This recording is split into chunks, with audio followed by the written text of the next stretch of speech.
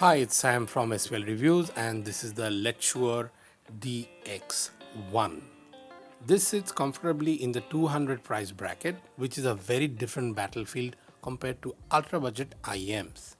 At this level, expectations change. You're no longer forgiving flaws, you're actively looking for refinement, control, and technical competence. At least, I think we do.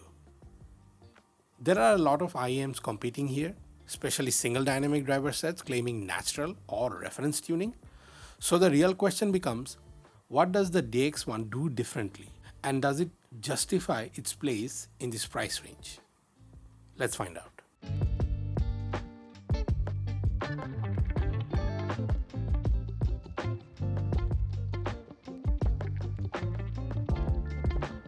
So this box feels heavy and premium. The presentation is clean. As you can see, it's all white after removing the outer sleeve. Starting with the basics, inside you get the DX1 earpieces, a very premium puck style metal carry case with a rubber lead. You get a detachable cable with a 3.5mm single-ended plug. You also have the option to get 4.4 balanced, multiple pairs of silicone ear tips in multiple styles, user manual and documentation. Let's talk about the stock cable first. You get a 256 strand silver plated monocrystalline copper cable. This is obviously detachable via 0.78mm 2-pin. The cable feels premium, soft, flexible, and no microphonics in my experience. It actually feels appropriate for the price. It's not that thick, but it's well behaved and not prone to memory. I actually don't mind thinner cables when they are manageable. And depending on your preference, you can get this with a 3.5mm single-ended or a 4.4mm balanced termination. It lacks an interchangeable plug termination, which should be a standard practice at this tier. Not having this on the set I'm testing meant that I had to change the cable to see how it scales with more power. There is also no DSP or mic with the cable, like most other IEMs at this price range. The carry case is aluminum built and can be sealed with a rubber lead. This is the same case that comes with the Letshuoer Mystic 8, which is significantly more expensive than the DX1. Now, as for the IEMs, the DX1 uses a 11mm dynamic driver with an aluminum magnesium alloy diaphragm using a diamond pattern topology. I'm not an IEM engineer, but when a manufacturer highlights this kind of driver design, it usually points towards better control and refinement in sonic performance rather than just specs on paper. The shells are stainless steel and they feel dense and well finished. There is no creak, no hollow sensation.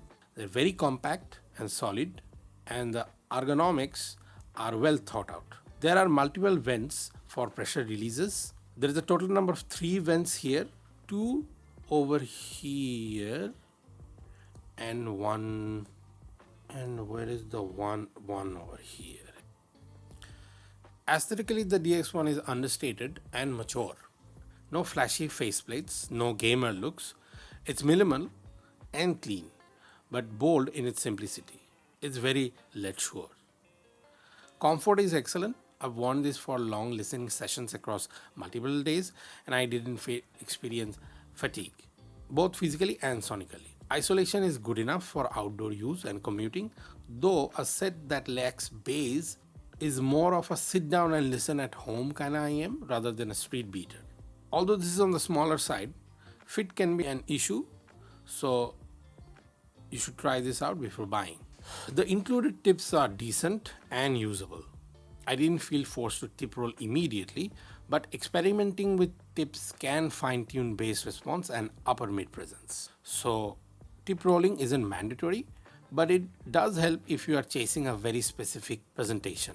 I think I've used Heidi's clear tips with these one. So impedance wise, they are 30 ohms and sensitivity is 108 decibels, which means it's very easy to drive, but it does scale with power like most single dynamic drivers do.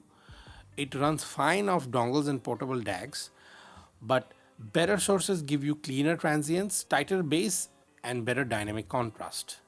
This is not a power-hungry IM, but it definitely rewards a cleaner chain. Let's talk about the sound signature of the Letshuoer DX1. So bass-wise, the bass is present but disciplined. Sub-bass reaches low, but it doesn't rumble for the sake of it. Mid-bass is tight, fast and clean. There is no bloat and no mid-bass bleed. In terms of texture, the bass is more about definition than weight. You can hear the shape of bass notes rather than just feel them, which works well for acoustic bass lines and well-recorded electronic tracks. If you are coming from a bass-forward set, this may sound rather restrained or lacking. But if you are looking for texture, speed and accuracy, the DX1 delivers. The mid-range is where the DX1 is meant to shine. The mids are clean, natural and properly weighted. Vocals, both female and male, sound realistic and well placed, and nothing feels recessed. However, it may sound a bit pushed forward if you are not familiar with this type of vocal forward presentation. It's actually the placement of the vocals that could throw you off. Mid-range texture is clean and even. Vocals don't sound thick or overly lush, but they are well articulated and natural, without any roughness or dryness creeping in. And because of how the stage is organized, vocals can feel more in head rather than projecting outward in front of you.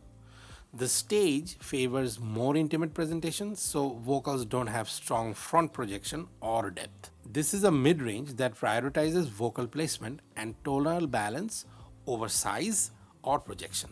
Treble here is smooth, controlled, and moderately extended. There is enough energy for detail, but no sharp peaks or artificial sparkle. Treble texture is smooth and controlled.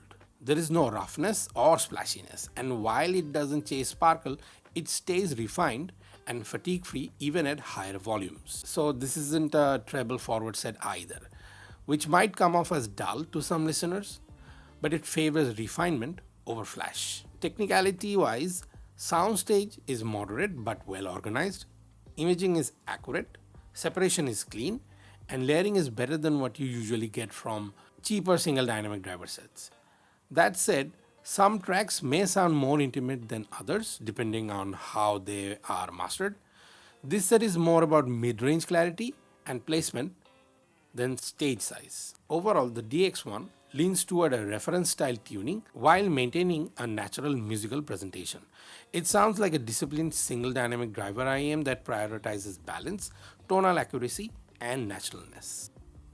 So to put the DX1 into context, let's compare it to the Truthear Pure and the Kefine Quatio.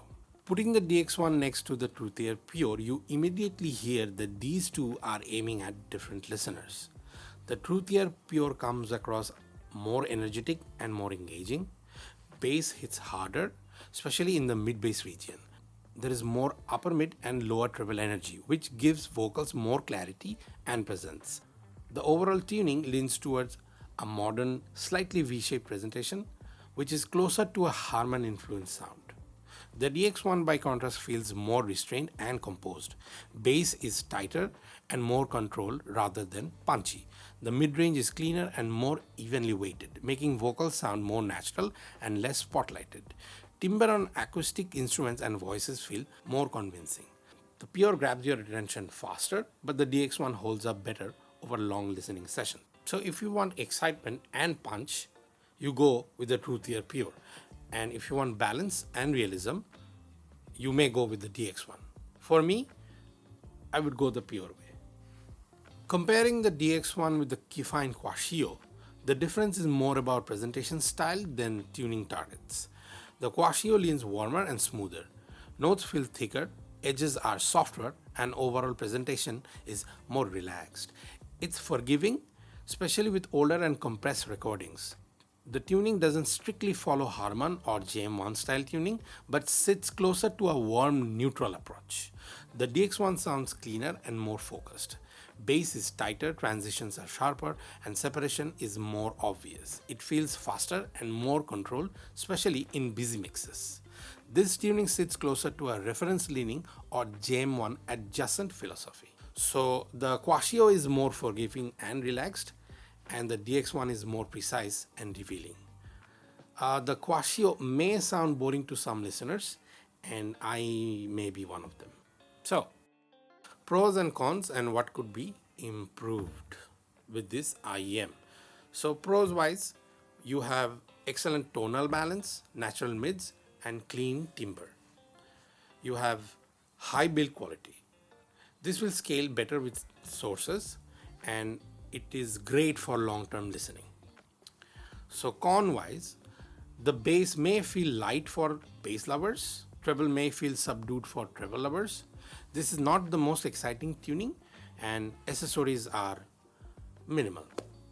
So, what's missing sound wise? A bit more sub bass presence for versatility would have been better with this IM. And what's missing tech wise is an interchangeable plug termination on the stock cable. So this is for listeners who value balance and realism, vocal and acoustic music lovers, those who prefer refinement over excitement, and this is excellent for gamers. And this is not for bass heads, treble heads, and people who chase excitement through their music. So final thoughts. I do believe around $160 the Letshuoer DX1 is a specialty set. It's a well-tuned single dynamic driver IEM that focuses on coherence, balance, and timbral accuracy, things that matter to many audiophiles. The longer you listen to it, the more sense it starts to make. This feels aimed at a more seasoned listener, someone who has moved past wow factor tuning and now values refinement and coherence. If you want a clean, mature, reference-leaning IEM that you can trust across genres, the DX1 deserves a place in your collection. Just make sure that this is the sound you're looking for before pulling the trigger. That's it for this one. Thanks for watching.